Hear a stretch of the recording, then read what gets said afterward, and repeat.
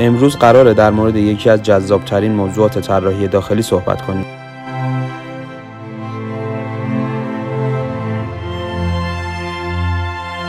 چطور میتونیم مبلمون رو با دکوراسیون داخلی ترکیب کنیم؟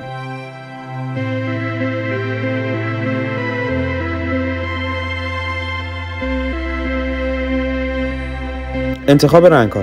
میدونیم که رنگ‌ها تاثیر خیلی زیادی روی حس و حال فضای خونمون دارن. پیشنهاد میکنم رنگ‌های مبل رو بر اساس رنگ دیوارها و پرده‌ها و فرش و سایر عناصر دکوراسیون انتخاب کنید. رنگ‌های خنثی مثل توسی، بژ، کرم یا نسکافه به راحتی با بقیه اجزا هماهنگ میشن.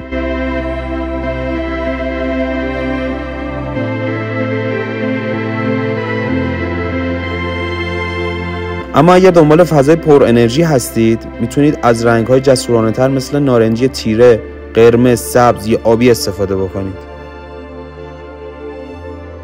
انتخاب اکسسوری‌ها.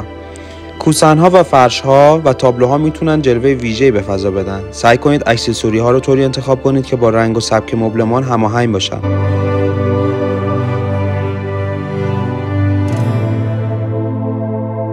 در نهایت ترکیب درست مبلمان و اکسسوری‌ها با دکوراسیون داخلی میتونه فضای منحصر به فرد و دلنشینی ایجاد بکنه. پس خلاقیت به خرج بدید و از امتحان کردن ایده‌های جدید نترسید.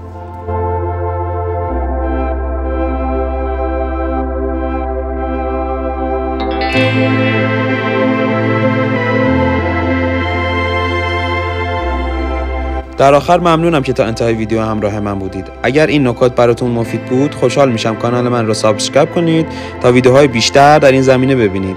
تا ویدیو بعدی، خدا نگهدار.